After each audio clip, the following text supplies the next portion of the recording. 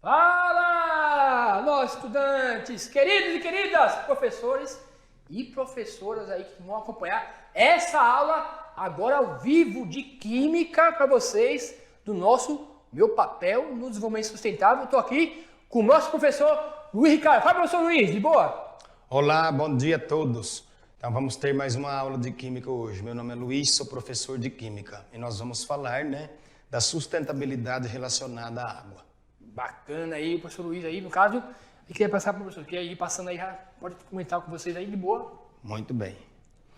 Então nós vamos aqui ver a habilidade que é levantar, testar hipóteses sobre variáveis que interferem na dinâmica dos fenômenos da natureza e de processos tecnológicos, com ou sem uso de dispositivos e aplicativos digitais, utilizando procedimentos e linguagens adequados à investigação científica.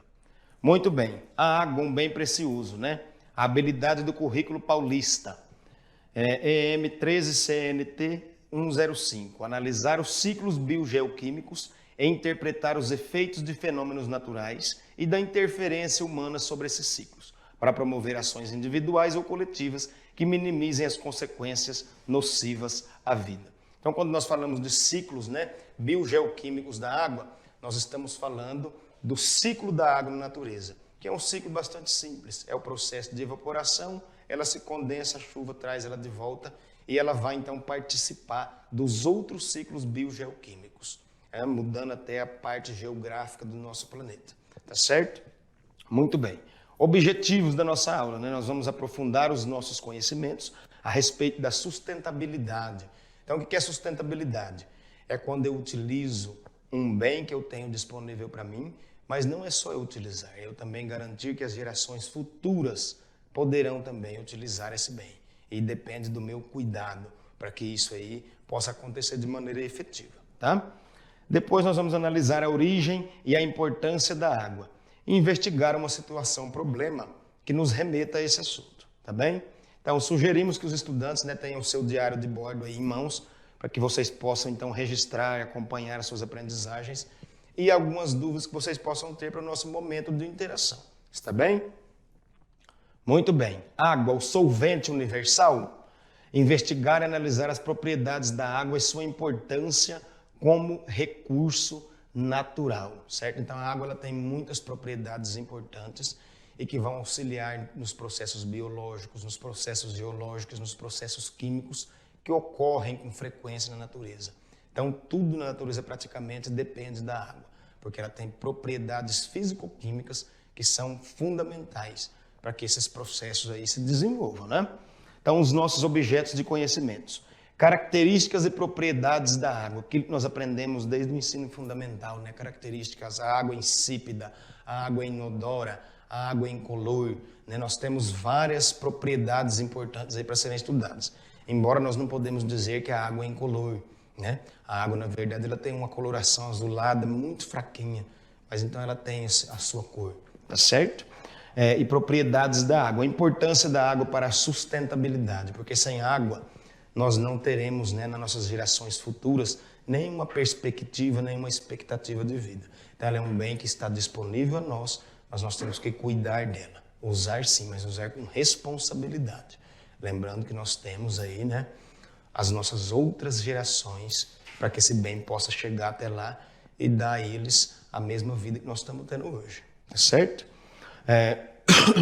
A água para sustentabilidade, o comportamento anômalo da água, ligações de hidrogênio, tensão superficial, saturação. Quando a gente fala de ligações de hidrogênio aqui, nós estamos falando de uma força intermolecular que existe entre a água e alguns compostos químicos, tá certo? E também da força com que essa água, com que essas moléculas se ligam para nos dar água líquida, qual a característica que ela tem hoje, tá certo? Então, dentro desse contexto aqui, tudo está interligado, Quando a gente fala de forças intermoleculares, nós estamos falando do estado físico da água, como por exemplo, a água ela tem um comportamento contrário quando nós falamos, por exemplo, dela no estado sólido. Você pode pegar um copo de vidro e encher de água e colocar no congelador, certo? Você vai ver que esse copo vai ser quebrado. A água, então, ela tem um comportamento diferenciado, porque tudo quanto é coisa que está no estado sólido tende a estar mais organizado e junto. No caso da água, não é assim. Quando a gente congela a água, nós aumentamos a quantidade de ligações de hidrogênio, certo? Isso provoca um aumento no volume, um espaçamento entre essas moléculas, quando ela está no estado sólido. Consequentemente, ela vai fazer, então, a ruptura do copo. Então, a água no estado sólido tem um comportamento diferente dos outros compostos que se encontram nesse estado. Está bem? Muito bem. Aí nós vamos também ver mais adiante, né, a saturação, que é a quantidade que a água aguenta de algum soluto presente nela. Por exemplo, ela suporta até 37 gramas de sal de cozinha, né, o cloreto de sódio dissolvido nela. Saturação é a quantidade certinha que ela consegue manter sem que haja depósito no fundo do recipiente, né? Nós vamos ver a solubilidade. Nós sabemos que a grande maioria dos compostos químicos, não todos, né, são solúveis em água, mas se eu pingar óleo na água está separado. Mas você pode ter certeza que uma ou outra molécula escapou e ele está solubilizado ali. E é por isso que nós temos que ter essa consciência de que uma gota de óleo apenas, ela é suficiente para contaminar de 20 a 25 litros de água. Isso é uma questão de sustentabilidade. Quando nós descartamos óleo nas águas de qualquer maneira, nós estamos contaminando milhares e milhares de litros de água. Tá certo? Muito bem. Tensão superficial nós vamos falar aqui, porque a tensão superficial ela vai surgir quando existem, por exemplo, animais, principalmente na vida marinha, né? E na vida animal em geral, existem animais que precisam de viver ali sob a água, viver em cima da água. Mas só que eles não podem afundar, mas precisam de viver ali. Então existem forças, né, que estão atuando em direções opostas. Logicamente haverá uma anulação dessas forças e o animal vai conseguir ficar ali em cima, que nós vamos ver uma figura mais à frente aqui. E o pH da água, que nos diz muito sobre ela. A água pura deve ter seu pH em torno de 7, que é o que é considerado neutro. Se nós temos um pH baixo, mais ácido, né, abaixo de 7, mais ácido, significa que alguma coisa não está bem. Há algum tipo de poluição provocando a acidez daquela água. Ou também nós podemos ter um pH um pouco mais alto. Existe algum composto que está provocando um deslocamento de equilíbrio e, consequentemente, alterando o padrão de pH, ou potencial hidrogeniônico dessa água. Então, todos esses parâmetros irão nos dizer o estado em que se encontra a água. Quando nós analisamos uma amostra de água, nós vamos analisar todos esses parâmetros. Eles, então, vão nos dar um resultado, vamos dar uma resposta a respeito das condições das quais aquela amostra de água se encontra. Tá bem? Muito bem. De onde vem a água que você utiliza no seu cotidiano, certo? Então, a água que a gente utiliza no nosso cotidiano pode ter diversas fontes, tá? Ela pode vir de poços artesianos, pode vir de rios, pode vir de grandes lagos, de represas. Ela pode ter diversas fontes. E é importante nós sabermos qual que é a procedência dessa água que nós estamos utilizando. Até mesmo porque a água, como solvente universal, ela solubiliza todo e qualquer tipo de impureza. E a maioria das vezes nós não conseguimos enxergar essas impurezas que estão ali. E elas podem ser e são, né, muito nocivas para a nossa saúde, certo? Então, para responder essa pergunta, precisamos nos localizar no tempo e no espaço, visto que a água que as pessoas utilizam para seu consumo pode ser proveniente de diversas fontes, desde fontes potáveis, que é aquela água própria para o nosso consumo, ou também que foi tratada, né, devidamente aí nas estações de tratamento, até fontes poluídas, como é o caso de muitos e muitos locais aí, onde as pessoas não têm acesso a um tratamento de água adequado e acabam tendo que consumir a água do jeito que vem para elas. E isso tem sido causa de doenças, né, e de uma série de problemas de saúde. Tá? Por que a água tem que ser falada, tem que ser estudada? Porque ela é um composto químico indispensável para a manutenção e existência da vida, certo? E se ela não estiver adequadamente preparada, ela vai interferir nesse processo. Então a vida não vai ser mantida e nem vai existir. Sem água não existe vida, porque ela é o solvente de todas as reações bioquímicas que acontecem durante os processos metabólicos dos seres vivos. Tá bem? Então é uma situação, né, que envolve questões sociais, econômicas e de acesso, certo? Então nós temos que ter acesso a uma água que esteja adequada para o nosso consumo. Isso está diretamente relacionado a questões sociais, tá certo? Muito bem. Onde essa água é coletada? Você sabe de onde a água que você utiliza é coletada? Você deve procurar saber. Nós temos que saber a água que nós estamos consumindo, qual é a procedência, se ela é tratada, se ela possui ou não um tratamento. Quando você pega a sua conta de água lá, existe, né, um resultado analítico que foi feito a respeito daquela água. Se ela tem presença de micro-organismos, se ela tem presença de compostos químicos ou metais pesados que são nocivos à saúde. Então, isso aí já vem na sua conta de água. Basta você pegar e analisar essa parte que está ali, para você saber o que você está consumindo, né? Então, é de extrema importância abordarmos a questão do lugar onde a água é coletada, pois há o risco de ser água de fonte contaminada, tornando-a imprópria para o consumo humano, ou até esse local de coleta pode sofrer algum tipo de degradação devido à ação humana. Então, hoje nós temos aí um grande problema de poços artesianos, né, que estão sendo perfurados sem as diretrizes ambientais serem seguidas corretamente, e isso tem causado problemas ambientais, porque se você fura um poço de qualquer maneira, você está abrindo, né, um local ali onde pode ser uma porta de entrada de contaminação para o restante da água que está no lençol freático, tá certo? Então nós temos que ter essa noção, porque você não está contaminando só a sua água, você está contaminando a água que as outras pessoas irão utilizar para o consumo, tá certo? Contaminantes da água. Então, geralmente, a contaminação da água tem a atividade humana como causa. Algumas delas são, na maioria das vezes, né, 99% das vezes, é a atividade e a ação humana que causa, infelizmente, esse tipo de poluição, esse tipo de degradação do meio ambiente. Tá lá, metais pesados, como, por exemplo, mercúrio, que é advindo da mineração, né, de ouro e outros metais e pedras preciosas. Então, a presença do mercúrio na água aí, ele pode causar cânceres e diversas outras doenças. Por ser um metal pesado, ele consegue passar de geração para geração por meio do aleitamento materno. Nós temos vários artigos aí que já mostraram que isso daí acontece. Então, passa por uma descendência, né? Vai passando de uma geração para outra. Outro metal pesado que nós temos aí, a presença pode ser o cádmio, tá? Presente principalmente em pilhas e baterias, que é um metal utilizado no processo de oxirredução, para a gente poder produzir eletricidade naquela pilha ali. Chega uma hora que aquela reação ali, ela cessa, né? Porque o sal de cádmio termina, e aí a pessoa descarta essa pilha de qualquer maneira na natureza, e o cádmio passa então a poluir aquele meio ambiente. Ele é um metal pesado que também tem efeito acumulativo no organismo humano. Quando nós falamos em metais pesados, nós temos que ter em mente que o maior problema desse tipo de metal é o efeito acumulativo que ele tem e os problemas que ele vai causar na saúde, né? Os impactos que eles vão exercer sobre a saúde da gente no decorrer do tempo. E depois nós temos outro metal pesado também, que é o cromo, né? O cromo advém principalmente da atividade industrial e também de alguns tipos de pilhas e baterias que são fabricados e são descartadas incorretamente na natureza quando termina o seu processo de vida útil. Tá? Esgotos sem tratamento, que são lançados, né, a céu aberto, lançados em qualquer lugar, esgotos clandestinos, todos eles vão contaminar a fonte de água.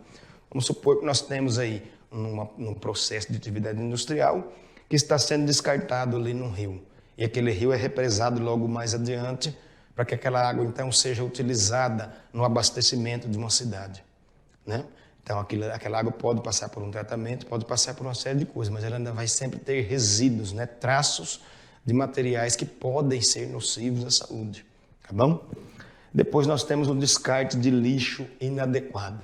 Então, o lixo, toda vez que nós temos o descarte de lixo, nós temos a produção do chorume, que é um residual do lixo, tá certo? E esse residual, ele penetra pelo lençol freático e contamina a água. Outro problema que nós tivemos aí, que na verdade ele ainda está ocorrendo, é a construção dos cemitérios, né? Antigamente era sepultado o corpo direto na terra e isso também produzia chorume. Esse chorume começou a contaminar o lençol freático, tá certo? Então nós temos diversos problemas aí de descarte inadequado, não só de lixo, mas de outros materiais que podem causar a poluição da água, tá bem? Então, qual o seu consumo diário de água? Então, de acordo com a ONU, né, a Organização das Nações Unidas, é recomendado que o consumo por pessoa seja de 110 litros por cada pessoa. No Brasil, no entanto, nós temos aí um consumo por pessoa que ultrapassa os 200 litros de água por dia. Então, o Brasil tem 200 milhões de habitantes. Então, são 200 milhões de habitantes que estão gastando 200 litros de água por dia. Então, nós temos uma quantidade muito grande de água sendo jogada fora e sendo tornada inadequada para um posterior consumo. Tá bem? Sem contar que esses 200 litros ainda vão poluir outros, né, mais ou menos aí 200 litros na natureza. Então, nós temos um problema ambiental quando nós utilizamos muita água de maneira inadequada. E isso tem um impacto negativo, principalmente com relação ao uso sustentável, pois esse caminho não garante que gerações futuras terão água disponível para o seu consumo, como nós, a geração atual, estamos tendo. Portanto, é necessário que haja uma conscientização, principalmente individual, de que a água que você desperdiça hoje pode lhe fazer falta no presente, não só amanhã. Ela pode e vai, se nós não começarmos a repensar a nossa ideia sustentável, de que nós temos que cuidar daquela água que nós utilizamos no nosso dia a dia, nas tarefas domésticas, no nosso banho, certo? Então nós temos que observar isso daí, nós temos que ser despertados para essa questão sustentável em relação ao uso da água. Muito importante, você vai tomar um banho, são coisas simples, coisa muito simples. Você vai tomar um banho, não precisa ficar meia hora com o chuveiro ligado. Você até pode ficar meia hora debaixo do chuveiro, certo? Mas aí você liga, ensaboa, demora um pouquinho, canta sua musiquinha lá e tudo mais, né? Depois você liga, enxágua, certo? Vai escovar o dente, não precisa ficar com a torneira ligada o tempo inteiro, né? Ah, mas é eu que pago a água, mas você está desperdiçando uma água que vai ser utilizada pela sua geração posterior. Então nós temos que ter essa consciência de que a água é um bem precioso e nós não podemos desperdiçá-la. Nós temos que usá-la com sustentabilidade e responsabilidade social, certo? Então agora vamos para uma atividadezinha que nós temos aqui, né? Então, você já parou para observar qual a quantidade de água que você realmente usa? Era o que eu estava falando aqui agora. São coisas simples. Você já observou quanto de água você gasta dando banho no cachorro? Quanto de água que você vai gastar ali, por exemplo, lavando a sua calçada, lavando o seu carro, tomando o seu banho? Nós temos que parar para observar isso daí e anotar e ver qual que está sendo o nosso comportamento negativo que está conduzindo ao desperdício de água, tá certo? Questão 2. Que quantidade de água você desperdiça? Você já prestou atenção? Estou falando que você tem a quantidade que você usa e você tem a quantidade que é desperdício, certo? Você pode muito bem encher um copo d'água para escovar o seu dente, para enxaguar a boca, não ligar a torneira, né? Enquanto você está ali, a água que você enxágua a boca é a que você está usando. E aqui está escorrendo pela torneira, está sendo perdida. É aquela água que está sendo desperdiçada durante um processo tão importante quanto qual que é o escovar dos dentes, tá certo? Então, após observar, faça anotações. Então, essas anotações aí que nós vamos fazer após a observação, nós vamos usar no período de interação aqui da nossa aula. Está certo? Então, vamos começar, né, a nossa interação. Certo. Beleza, pessoal? Aí, tranquilo aí. Para na finalização, falar um pouquinho. O legal que o professor Luiz, né, comentou aqui um pouquinho a questão da água, como ponto de vista dos nossos aprofundamentos, né? Eu estou trabalhando com energias limpas, né? Tem toda a relação, ó. Ele falou assim, ó, desperdício de água, a questão de você investir em energias renováveis, né, no caso. A professora Priscila está falando de zoonoses tropicais, que o professor comentou aqui. A questão das doenças que tem a relação do saneamento básico. Tudo está interligado, né, professor? Tudo está interligado. A parte de doenças, o investimento em energias renováveis, né, no caso, e a questão da água, né, como solvente, como aí uma propriedade fundamental para a vida no planeta, né? Não é questão de assim, mas ali você pode substituir, não. E água potável, falando de água potável. Né? Água que pode ser consumível, né, no caso. Então, isso que é importante a estudante estar por dentro do como que as coisas estão integradas, né, professor? Como as coisas estão integradas na nossa vida. E aí, depois, agora, aí, no caso, vamos chamar a nossa vinheta para depois ter interação com a gente aqui ao vivo. Manda sua pergunta aí, professor, manda sua pergunta, que estaremos aqui para fazer essa discussão, fazer esse bate-papo com vocês, certo? E aí, pessoal, roda a vinhetinha aí e vamos que vamos!